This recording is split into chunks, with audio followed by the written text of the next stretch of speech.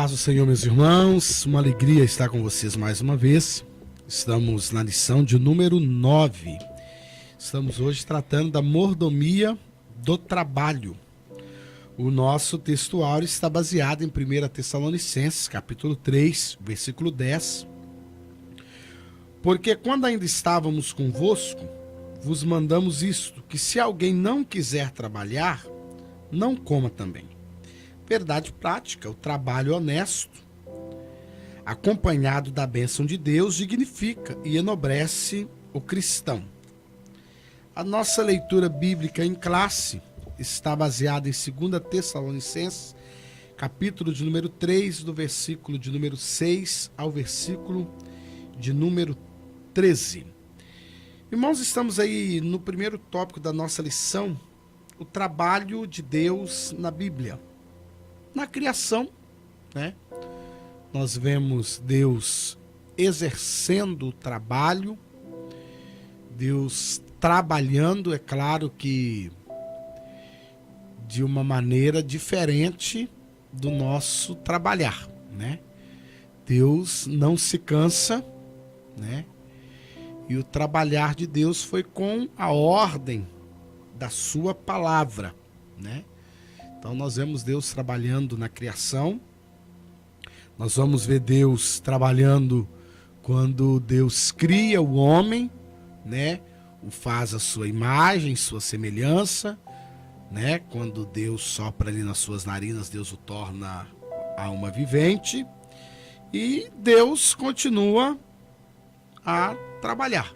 Deus continua trabalhando, né? Cuidando dos seus servos, cuidando de nós como igreja, continua no comando. Então nós vemos que Deus está trabalhando.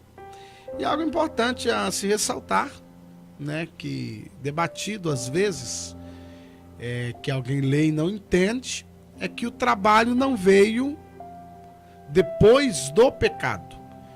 Ainda você lendo no livro do Gênesis, no capítulo 2, versículo 15, Deus cria o homem, e quando Deus cria, Deus fala com Adão, você vai lavrar e você vai cuidar da terra, né? Então você vê que ali Deus já coloca o homem trabalhando. Não foi como fruto do pecado que o homem passou a trabalhar. Então é algo muito importante a se ressaltar, que alguém pensa que o trabalho veio depois do pecado. Mas o pecado, com o pecado, veio para o homem a dificuldade, né? Foi onde Deus falou que surgiria os abrolhos, os espinhos, o suor, o cansaço, a fadiga, né? Então, nós precisamos desmistificar isso. E no decorrer da lição nós vamos abordar alguns pontos aí que são necessários que se entenda aí. Presbítero Sérgio. O trabalho já fazia parte, né? Deus disse, vocês vão... Porque trabalho vai além do que muitas pessoas assim, às vezes imaginam que o trabalho é sair de casa, vai capinar, vai roçar, vai fazer um trabalho que exige suor. Mas o ato de criar era um trabalho de Deus. Deus criou as coisas ali, era trabalho, né? A parte criativa de Deus. Então no Jardim do Éden, nós vemos que o Jardim do Éden era completo, era o lugar da adoração a Deus, né? Que Deus falava com ele na virada do dia, era o local do trabalho, né? Porque era onde ele estava dando conta do recado, porque Deus ordenou até Adão para dar nome aos animais, né, para cultivar, lavrar a terra, e também era o local da habitação, do casamento dele, da família. O Jardim do Éden era aquilo que era para continuidade e florescimento da comunhão com Deus. Quer dizer, o trabalho não era o salário do pecado, não era o castigo do ser humano, era um ato prazeroso. Quem faz uma coisa que gosta, o trabalho não é pesado, né? Eu vejo pessoas que amam o que fazem e para elas é um prazer. Tem até os workaholic. Isso é uma palavra do inglês, que são os viciados em trabalho. né? Work de trabalho e holic de alcoólatra. Então, workaholic quer dizer uma pessoa viciada no trabalho. A vida dela é o trabalho. E esse é um grande perigo, é uma doença, né? A pessoa que vive naquilo. Então, quando nós olhamos aqui, o fato de Deus ter trabalhado, né? Criando, ele mandando cuidar e ordenar. Então, quando sai do Jardim do Éden, há sim uma sentença, né? Mas a sentença é o preço pago pela desobediência, ou por se ser insubordinado. Porque eu sempre vejo assim que o pecado de Adão e Eva foi o ato de não se subordinar a Deus, né? Foi uma questão que não é só um pecado deles de terem praticado aquele ato de comer alguma coisa ou desobedecer. Foi o fato de não se subordinar àquilo que Deus havia falado. Porque Deus diz, e o que acontece? Eles não acreditam na mensagem de Deus, né? Eles não se subordinam, por isso que nós devemos, como diz, nós devemos se submeter a Deus, né? E aí Deus vem e nos abençoa. E eles acreditaram mais em outra mensagem. Aí vem a questão do nascimento com dores de parto, vem a questão do trabalho penoso, quer dizer, vai vir as pragas, vai vir a mudança de cenário. Imagina, só o fato de todo dia, na virada do dia, você ter a comunhão de falar e conversar com Deus, o dia já era prazeroso, né? Eu não sei, mas não deveria ter inseto, né? Para estar perturbando. Jesus. Calor não tinha, porque era uma temperatura agradável, amena. Apesar que nós vamos aprender que a mudança do clima vem depois do dilúvio, né? Até então nunca choveu. Até o dilúvio era só um sereno, né? Uma coisa assim. Mas então o trabalho em si, e Deus diz que a Bíblia vai dizer em Gênesis que Deus no 7º dia termina o trabalho, né? E descansa. Ele não termina no 6º dia. Leia bem. A Bíblia diz que no 7º dia Deus termina o trabalho e descansa. Tem pessoas assim, não, mas Deus trabalhou até o 6º dia. Não, está escrito lá, é que a gente não lê com atenção. Termina no 7º dia e descansa, né? É um grande problema, mas é um alento. Está escrito, leia com atenção. E aí quando Jesus vai vir à Terra, ele vai dar exemplo de trabalho, né? Ele vai trabalhar com seu pai, não da forma que aquele pregador falou lá, haja móvel, haja armário, e aí e fazia um guarda-roupa sem precisar fazer esforço e conseguiu comprar uma casa na beirada da praia, né? Isso aí é fantasia. Mas ele trabalhava, homem experimentado no trabalho, diz Isaías, né? A respeito da profecia. E nós vamos perceber que ele vai falar para as pessoas assim, o meu pai trabalha até agora. Porque no sentido não é que ele está batendo cartão ou está indo para uma empresa. É o sentido, quando você está em movimento, você está em trabalho, né? Tudo que é movimento e gera alguma coisa é trabalho. Até a gente dizer, esse moleque me dá trabalho, essa coisa me dá trabalho. Quer dizer, o que é isso? Porque gera uma necessidade, alguma coisa que você precisa fazer para mudar aquele cenário. Então, o trabalho não é só a atividade que você faz remunerada. Você tem trabalho em todas as situações, para tomar banho, para lavar roupa, né, para se locomover, tudo isso é trabalho. Irmãos, estamos aí entrando agora no 2º tópico da lição, a Bíblia e a mordomia do trabalho. O homem foi criado para o trabalho, já abordamos, né? Está no Gênesis capítulo 2. E se não quiser trabalhar? Né? Tem que trabalhar. Posso comer? Aí nós vamos tratar desse assunto aqui daqui a pouquinho. Então o homem foi criado para o trabalho. Então o trabalho, o homem estava lá para lavrar, para cuidar do jardim. Depois veio o trabalho aqui. O trabalho antes da queda era um trabalho de lavrar e de guardar, né? Mas porque na realidade eles viviam mais da pecuária e da agricultura, né?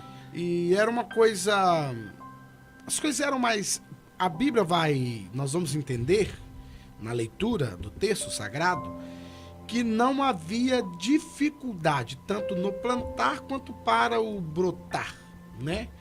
Não, o homem não tinha essa fadiga, essa necessidade que hoje nós temos, a fadiga e a necessidade do ter, do possuir, nós temos muitas despesas, muita coisa para cobrir, né? Então não é fácil, né? Então o homem, ele estava ali. Então é algo que Deus fez. Adão teve um grande trabalho, que foi colocar nome nos animais. Isso foi um trabalho que Deus já deu para Adão. Eu fico pensando, Adão era um cara extremamente inteligente. Muito inteligente. Porque para ele ficou essa tarefa, né? Para ele ficou essa tarefa. Uma tarefa, Deus criou, mas a tarefa de dar nome, separar, ficou para Adão. Então ele estava ali para cuidar, para zelar da terra, do jardim, isso era com ele. E também nós vamos tratar agora do trabalho depois da queda.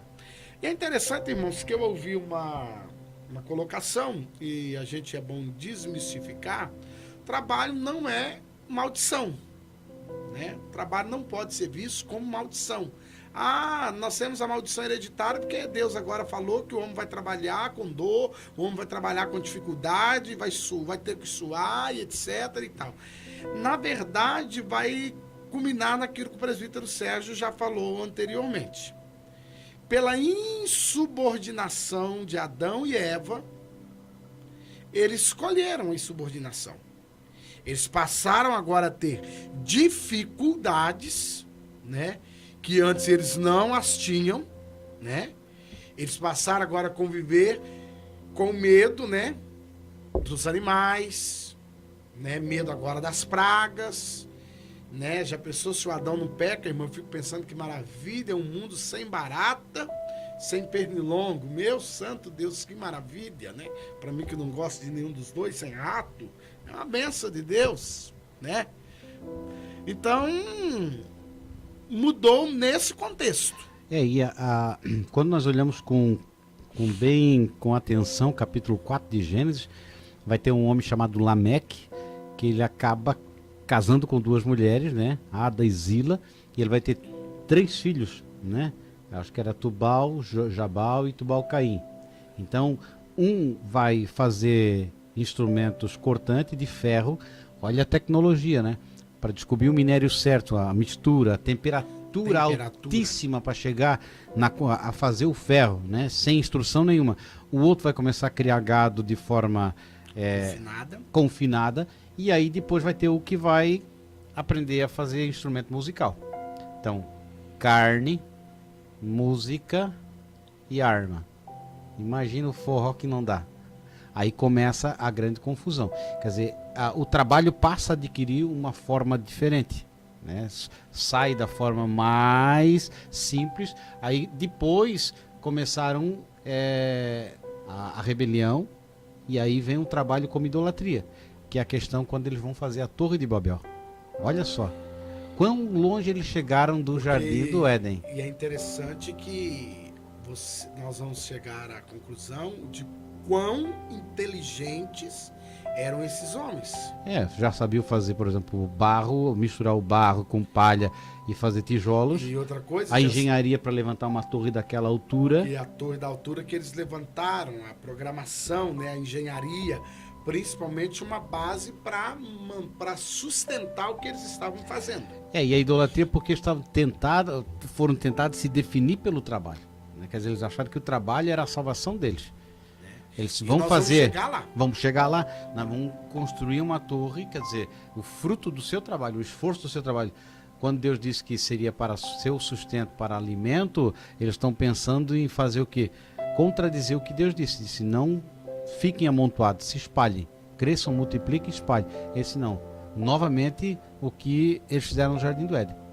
Não vamos nos subordinar a Deus. Nós vamos fazer uma cidade, vamos botar um nome, vamos fazer aqui. E nessa torre nós vamos chegar lá no céu. Com o fruto do trabalho deles. E foram. Foram. Até que Deus os confundiu e nós já sabemos. A ecologia foi mudada, irmãos, é aquilo que nós já até abordamos. Né? Era um clima mais ameno, não havia chuva, não havia todo esse calor, havia um controle. Né? E hoje também parte do calor, essa parte dessas estações que agora tem hora que a gente nem consegue compreender, não é fruto, nada mais é do que, não é uma intervenção divina, que alguém fala, isso é uma intervenção divina para o arrebatamento da igreja. Não, irmãos, isso é intervenção humana tá? Homem que não soube aproveitar os recursos naturais, construiu onde não deveria, cortou as árvores onde não poderia. Então, nós provocamos o desequilíbrio. No provocar o desequilíbrio, nós estamos vivendo aí momentos de altas temperaturas. Por exemplo, na Europa está chegando aí a 40 graus, morrendo pessoas de calor. É claro que aqui no Brasil, nós somos um país tropical, 40 graus não mata, mas lá 40 graus mata. É a mesma coisa se para nós começar a dar 10 graus abaixo de zero aqui, nós vamos morrer, né? Em lugares aqui no Brasil, passando aí de São Paulo para cima, Minas Gerais começar a dar ali para cima 10 graus abaixo de zero, as pessoas vão morrer. Não tem preparo para isso, não tem roupa, as casas não têm esse preparo. Então tem toda essa situação. Então houve tudo isso. O trabalho tornou-se desgastante. Né, tornou-se desgastante, porque Deus falou, é do suor do seu rosto que você vai comer, mas nós não vamos muito batalhar aqui não, que nós temos que entrar no terceiro tópico, porque eu creio que eu mais o presbítero irmão Sérgio e você, nós vamos ter alguma coisa, principalmente aqui no tópico 5, que nós vamos ter muita coisa para falar aqui, né? Tem muita coisa no tópico 3 aqui para a gente comentar aqui, né? Que é os princípios cristãos para o trabalho. O homem deve trabalhar com o suor do seu rosto. Hoje nós estamos vivendo uma inversão de valores no nosso meio.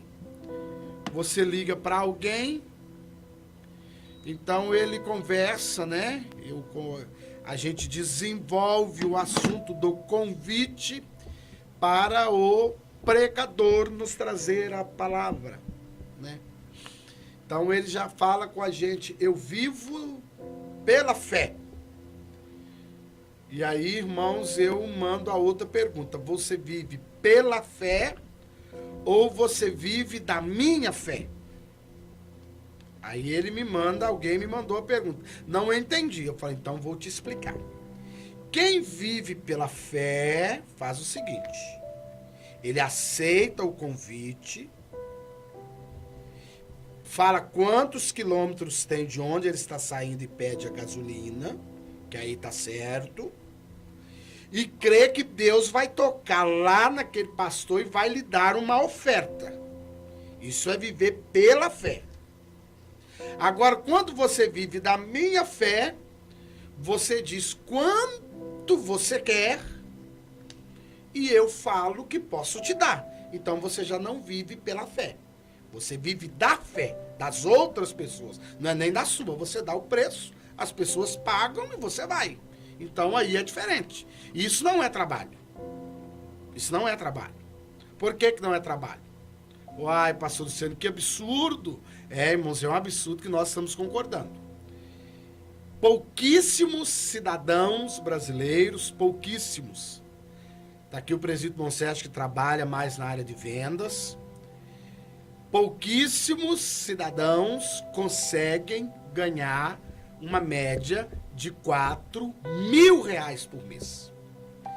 Com a nova reforma da Previdência, ganhamos no Brasil média de R$1.800. Essa é a média do Brasil, é a média. Quem ganha 1.800 está ganhando bem, olha para você ver. É aí, por isso está sendo feita a reforma baseada em R$1.800. Então alguém que eu convido me avisa. Eu vou, mas eu quero a passagem de avião, né? Fala até que eu quero um carro sedã preto para me buscar, hotel, que eu não fique em casa de irmão, porque se eu ficar, o irmão vai contar o problema e eu vou acabar pregando e não vai achar que o Espírito Santo me revelou. Tudo conversa, não sei nem se boi dorme com essa conversa mais. E mais assim, aí a gente pergunta, e a oferta? Irmão, eu não cobro. Que é o que me irrita, eu não cobro. Mas, normalmente, eles me dão R$3.000. Aí eu falo, irmão, começa a me indicar que eu vou por 1.000. Eu vou por 1.000. 4 final de semana 1.000, eu ganho 4.000 no mês. Eu nem vou trabalhar mais de pedreiro, porque 4.000, se eu administrar bem com o que a minha mulher ganha, nós passamos, irmão, no final do mês, no final do ano, eu mais a minha esposa fizemos uma conta, nós vamos ter ganhado uma média de 60 mil por ano. E de 60 mil por ano, que é o brasileiro, não conta como o americano. O americano não faz conta de mês, faço conta por ano, do que ganha por ano. E a gente, se a gente aprendesse a fazer conta por ano, a gastar por ano, então eu nunca gastaria a luz por mês. Não, quanto que eu gasto de luz por ano? Aí eu economizaria. Nossa Deus, eu começaria. Minha conta veio 250. Por ano eu gasto 3 mil reais só de luz? Não, vou diminuir, isso aqui é muita coisa. Gastei 3 mil de água esse ano, meu Jesus amado, vou diminuir. Então, irmão, nós temos que começar a entender que Deus falou que é do suor do rosto. Não, pastor, meu pregador suou. Irmão, uma horinha, 1h30, ainda falou um tanto de bobagem. Porque vira um animador de plateia e não é algo que Deus quer. Uai, pastor, tá demais essa palavra hoje. Irmãos, leia a Bíblia. É a lição de hoje. O homem deve trabalhar com o suor do seu rosto. Não sou contra, presídio Monsete, que se dê uma oferta, que se ajude na despesa, nada contra. Agora, você estipular um valor, não ter um emprego fixo e viver aí tranquilo, contando com a fé dos irmãos, não é com a sua fé. Que com a sua fé você coloca a gasolina no carro e vai lá e conta com o que Deus vai dar. Se os irmãos encher o porta-mala de aipim, traz o porta-mala cheio e vende no caminho. Aí isso é fé. Agora você deu valor, já não é fé. O que eu vou dizer? Corrija. Eu vou dizer uma coisa bem simples. Se o traficante vende drogas, é porque alguém compra. Se o vendedor de peça roubada vende, é porque alguém compra. E se o pregador cobra, é porque alguém paga. Então, se você é doído. Se você e eu não paga, não vem. Não vem. E se não vem, acaba. E Deus sempre vai usar alguém. É porque nós temos a prioridade é o Espírito Santo. Deus se utiliza dos seus vasos. Então, para mim isso aí é uma coisa que nem precisava existir, né? Isso é um movimento que surge por causa da vaidade. Às vezes a pessoa quer fazer um trabalho na força do homem. Então ele vai escolher as estrelas e vai colocar como forma um time de futebol, né? Compra os mais caros. Aí vai atrair, né? Aí as pessoas vão lá, vão pagar para ver aqui dali. Então, na realidade, estão comprando um culto, né? Mas cada um faz aquilo que acha melhor, né? Eu acredito que o verdadeiro culto racional pode ser com as pessoas do seu lugar, né? Eu particularmente acho que isso aí nem é trabalho. Eu faço por prazer. Com alegria. Querem me convidar, pode convidar. Eu vou com alegria. Eu vou comer aipim com você. Nós estamos aqui, então, a questão do trabalho, ele vai colocar, claro, é com o suor do rosto, mas tem pessoas que não soam, mas estão trabalhando, né? Não é trabalho no ar-condicionado, irmãos. É só... A questão toda do suor é o trabalho que vai ser dificultoso, que na realidade você vai ter aquela... Se você não trabalha, você não come. Então é a questão que é uma obrigação, não é só um prazer. Há pessoas, são raras, eu me enquadro nessa, que trabalham naquilo que eu gosto, né? Então, são poucas as pessoas que dizem, eu queria trabalhar de enfermeiro, eu queria trabalhar de médico, mas nunca consegui ter uma faculdade para isso.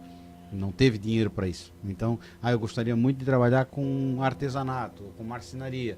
Mas às vezes não dá, a pessoa tem que trabalhar no que tem que trazer sustento para casa. Então, nesse sentido, é que o trabalho se torna pesaroso, porque ele nunca é bem remunerado. É como nós falamos, quanto vale uma vida? Nós vamos assim, a vida não tem preço. Mas quanto você se vende para o trabalho? R$ 9,50 por dia, R$ 8,50 por hora, R$ 32 por dia. Eu conversando com uma senhora em uma cidade, ela era lá do Pará, disse que uma empregada doméstica, né, fazia as faxinas, por mês ganhava R$ 300 por mês. Nós aqui em Balneário, por dia, R$ 150.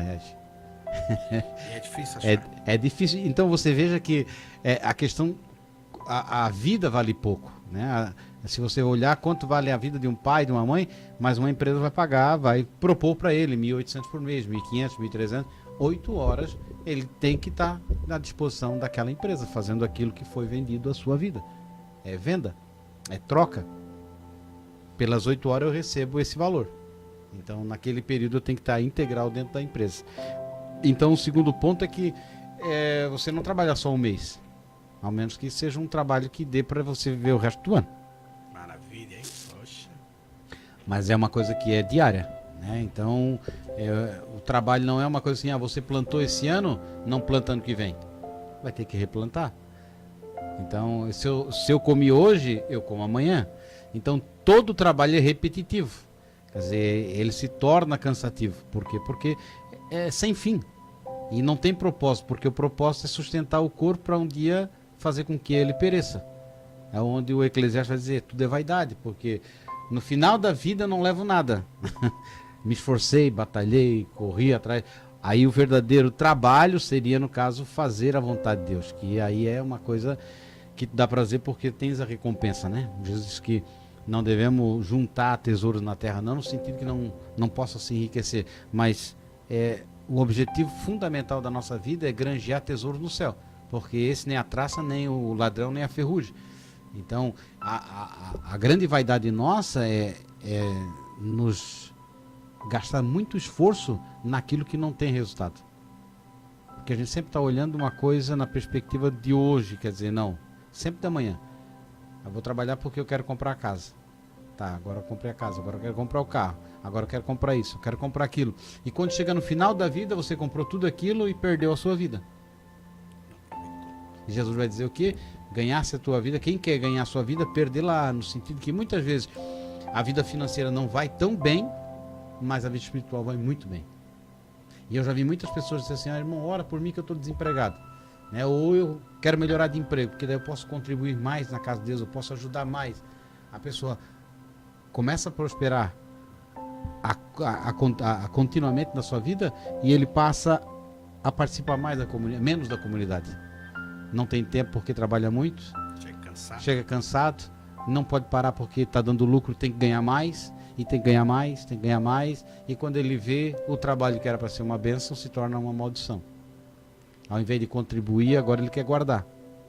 Ele não pode ajudar todo mundo. Ele diz, não, tem que me guardar, vai que lá na frente me falta. Entendeu? Então, quem quer gastar, quem quer ser voluntário, ajudar, ele tendo pouco, tendo muito, ele contribui. Na verdade, né, nós vamos olhar até com a experiência do apóstolo Paulo, a igreja considerada mais pobre, que eram os irmãos em Filipenses, né? Uhum. Eram os irmãos que fizeram as melhores coletas. Era a igreja do coração dele, ajudou várias vezes. Era a igreja que mais ajudava, a igreja que mais os socorria. É. Então, não é a quantidade que você tem. E sempre aquele que é menos favorecido é o que tem o coração mais liberal. Aí aqui o autor vai colocar que, né, o preguiçoso não deveria comer, né? Vai colocar não ser pesado a ninguém, tem pessoa que é aproveitador. É claro, irmãos, nós temos que pesar, a gente aprende, eu creio que o presbítero irmão Sérgio também, talvez, a gente acaba tendo uma visão, é assim. Tem pessoa que ele é aproveitador, então a gente com o tempo descobre. Tem pessoa que passa por uma fase de dificuldade. Então estenda a mão, ajude, abençoe ele mesmo, porque ele está passando um momento, não é fácil, né?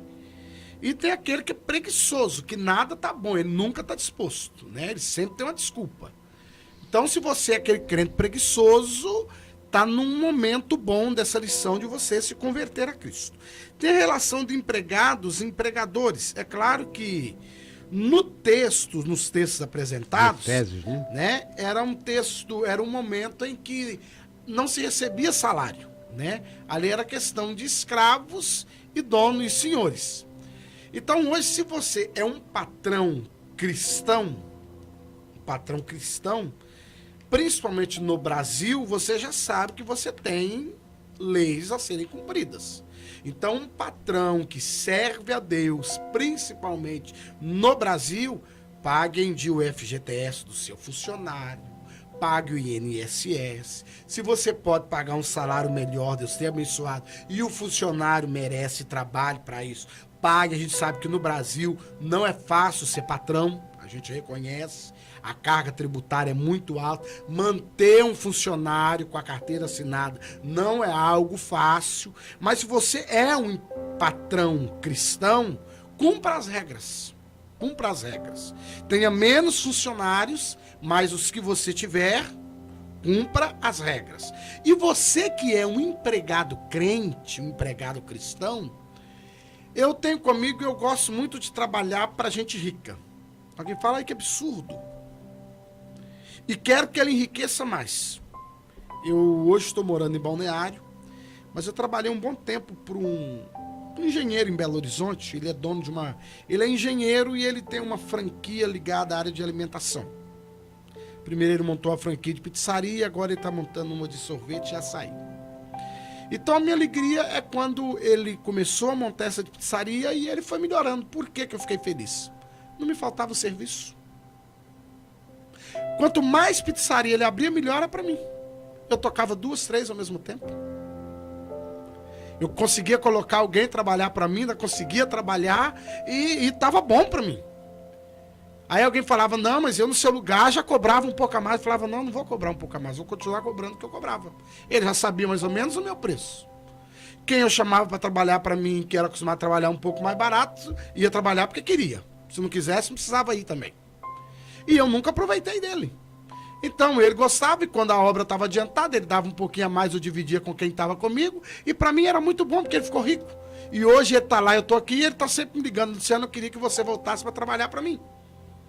Porque eu recebi o meu dinheiro com alegria, mas eu trabalhava para ele com mais alegria, porque eu gosto, eu até sou pedreiro, mas eu gosto do que eu faço. Eu tenho uma alegria quando eu pego tudo acabado e eu entrego tudo bonito assim, eu dou uma olhada, me dá um ar de satisfação, eu gosto. Tem gente que faz obrigado, não, eu gosto. Pego tudo, pego aquela casa velha, tudo destruído, quando eu termino tudo acabadinho, tudo no lugar, eu olho, a minha esposa fala, é uma obra de arte, eu falo, é isso aí que eu gosto de ouvir. Com a obra de arte eu gosto do que faço. Então, você que é um empregado cristão, trabalhe para o seu patrão com alegria. Chegue na empresa feliz. Se o patrão trocou de carro, fique feliz, é sinal que Deus está abençoando. Se ele for abençoado, você vai ser abençoado também. Não chegue na empresa de cara feia, xingando, que tem... Uai, pastor, tem que... Não, irmão, tem crente que xinga, joga copo no chão, fica nervoso, bate porta, maltrata os demais. Não, irmãos... Seja feliz. Pastor, mas eu sou empregada. Seja uma empregada doméstica, seja a melhor empregada. Eu acho muito interessante que eu dirigi uma igreja, nós tínhamos uma irmã que era empregada doméstica, o marido foi embora, deixou ela com 8 filhos. E um dia eu tô lá na igreja, o patrão chegou na igreja. O patrão chegou na igreja e não conhecia. Você é o fulano? Eu falei, sou. Eu queria falar sobre a fulana de tal. E eu fiquei meio assim, falei, meu Jesus, o que será isso? Eu queria ajudá-la. Eu falei, mas como? Ela é minha empregada, trabalha comigo. Eu sei que o marido foi embora, que ela tem 8 filhos. Escolhe um terreno. Compra um terreno, porque eu e meus irmãos vamos construir uma casa para ela. Ela trabalha para minha mãe, hoje trabalha para nós. Ela trata minha mãe como se fosse a mãe dela. Ela chega lá em casa cantando. Ela nos serve com tanta alegria que ela falta pouco colocar a comida na nossa boca. Mas nós vamos fazer um trato. O senhor não vai contar nada para ela. E ela estava morando de favor na casa de um dos irmãos da igreja. Construiu a casa. Fez a casa com 3 quartos. Mobiliou. Murou o quintal. Tudo bonitinho. E no final do ano... Veio a ele, mas os irmãos e a patroa e todo mundo entraram para casa e nós combinamos. Quando eu entrei com ela, todo mundo gritaram para ela Feliz Natal. Ela quase passou mal de alegria. Falou para ela, esse aqui é o nosso presente de Natal. E ali eu tive um aprendizado que é ser um bom funcionário. Por que eles amavam e amam ela como empregada? Porque ela sempre chegou e trabalhava com alegria. Ela sempre dizia, daqui eu levo sustento para os meus 8 filhos. Eles não passam fome. Eu não passo fome porque vocês me pagam. E ela chegava alegre, feliz. E olha, irmãos, 2 ônibus para ir, 2 ônibus para voltar. O bairro era muito longe, que era um bairro pobre. E aí ela conseguiu da igreja, de um dos irmãos da igreja, deu a parte dos fundos para ela morar. E ela, sem saber, os patrões construíram a casa, deram o terreno, casa pronta, no final do ano deram de presente. E aí aquilo, para mim, foi um aprendizado pessoal. Pessoal. É isso que a Bíblia está ensinando. Ela jamais fez, porque ela falou para mim, eu já trabalhava com alegria, eu recebi o salário com alegria. As roupas dos netos, os filhos vinham, davam as roupas, levavam para meus meninos, andavam bem vestidos. Então, para ela, estava tudo bem. O irmão da igreja me deu uma casa para morar. Para ela dizer, estou feliz da vida. O marido foi embora, mas não estamos morrendo. Então, irmãos, eu e você você é empregado, trabalhe com alegria. Trabalhe para o seu patrão com alegria. Porque você fazendo isso, a Bíblia vai dizer que isso também é obra de Deus. A Bíblia vai dizer que nisso também o nome do Senhor é glorificado. E vou te dar uma boa notícia. Com o passar dos anos, essa família foi se convertendo a Cristo. Uma família tradicional de Belo Horizonte, que era aquela família de beatos que hoje servem a Deus, mas que se converteu por causa da empregada que chegava no serviço feliz, cantando, abandonada pelo marido com 8 filhos. E a relação aqui é, Paulo ele está falando, exortando aos Efésios, né, os irmãos, é uma relação um pouco diferente, porque no próprio Império Romano, de cada 10 pessoas, pelo menos 6 eram escravos, né? Então eram dominados. Então é uma relação de emprego um pouco diferente, mas mesmo assim Paulo diz: tratai, né, os seus servos e vocês, os seus patrões, mas ali fala como escravo. Mas a relação mesmo de escravo, tem aquela moça no Antigo Testamento, né, que fala para Naamã, né, diz assim, para a mulher de Naamã, disse, meu patrão, né, deveria conhecer um profeta que é da minha terra. Ele tem a cura. Quer dizer, ela foi levada cativa, era escrava. Não ganhava salário. Não ganhava nada, mas ela serviu de bênção dentro daquela casa como empregada ou como escrava, né? Que é a mesma condição aqui no Novo Testamento. Então, a questão toda assim, quando você trabalha, no meu caso, por exemplo, que eu represento a empresa, até um dia o camarada falou para mim, vou comprar para te ajudar. Eu disse, não precisa da tua ajuda. Eu digo, na realidade, meu trabalho, eu não trabalho só para mim. Quando eu consigo, no caso, fechar um negócio, eu tenho pessoas que estão costurando, tenho pessoas que estão embalando, tenho pessoas que estão tirando a nota fiscal, tenho pessoas que estão transportando a matéria-prima. Quer dizer, quando eu vendo, a gente move uma grande parte que está lá atrás. Então não é só eu vender porque eu vou ganhar, é porque eu também estou contribuindo com outras famílias. Imagina quantas famílias estão lá, quantas mulheres costurando, quantos homens carregando. No final, é uma alegria, porque você faz a obra de Deus. Isso aí é gerar riqueza, é gerar emprego. Quer dizer, enquanto você está dentro da sua empresa, uma luz que está apagada, que não está acesa, você está indo embora, apaga a luz. Não, mas ele me paga tão pouco. Não interessa, é como servir a Deus. Você faz porque é sua obrigação. Você não pode fazer diferente, porque você é filho de Deus. Você não pode desejar o mal para o teu patrão, porque você é de Deus. Quer dizer, a tua natureza, vai contra a sua natureza, às vezes quebrar ou levar alguma coisa da empresa, né? Um lápis, uma caneta, ou levar algum objeto, ou comer aquilo que não pode. A minha mãe trabalhava de empregada doméstica também. Segunda-feira era a sobra do churrasco de domingo. E ficava uma delícia, cortava em fatiazinha bem fina, botava na frigideira com um pouquinho de margarina. Era bom, muito bom. Roupa, cansei de usar roupa de terceiro. Então, por quê? Porque o patrão também tem as suas dificuldades. E se, por exemplo, é da vontade de Deus que você passe por aquele momento de dificuldade, é para o nosso aprendizado. Vai chegar um momento em que Deus vai nos colocar numa posição melhor, ou talvez não. Há pessoas que não nasceram para ser patrão, há pessoas que nasceram para ser patrão. Então, a questão toda, se você vendeu a sua parte do tempo para trabalhar, trabalhe, não vai tanto ao banheiro, não mate tanto tempo, não fique de conversa fiada, produza, né? Porque essa é a relação, é como você disse, é obra de Deus, porque através de você, o patrão vê que você é uma pessoa diferente, que não quer só o dinheiro, mas você está prestando o serviço pelo aquilo que você... E outra, tem pessoas que estão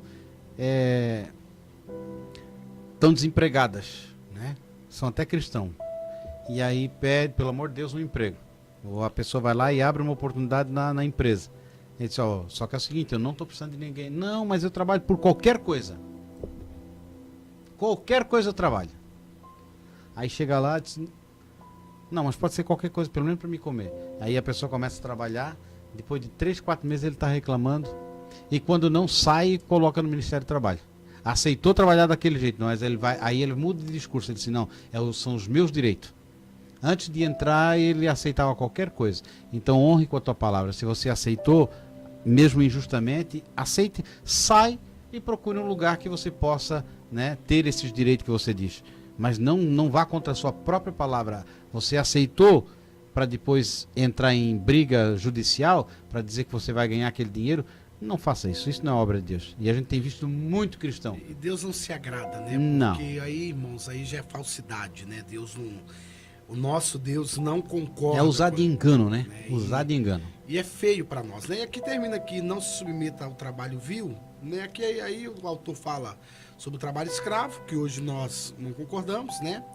É o trabalho de crianças, o trabalho infantil, né? Como também vindos trabalhos advindos como os do tráfico, né? Isso nem pode ser considerado como trabalho, né? isso aí, no Isso caso, é uma atividade ilícita, crime, né? Isso é crime, né? É crime, né? Prostituição, né? Que são coisas abomináveis aos olhos do Senhor, né? E isso aí não é trabalho, isso é algo que no Brasil é crime, né? Prostituição, tráfico é crime, jogatina, tudo é crime. Então, não é nem trabalho. Mas vamos lutar para exercer, para termos um trabalho digno e fazer algo que dignifique o nome do Senhor, que nos torna dignos. E sermos, eu penso assim, presidente irmão Sérgio, nunca nada melhor do que ser produtivo. Claro. Eu acho que o ser humano, nós entendemos com essa lição, Deus nos fez com esse propósito. Claro. De sermos produtivos, de sermos úteis, e isso é muito importante. E semana que vem nós aguardamos você. Dê o seu like lá, irmãos. Compartilhe, divulgue, se inscreva, convide mais alguém para assistir a nossa aula. E é sempre um prazer estarmos com vocês. Que Deus nos abençoe no nome de Jesus.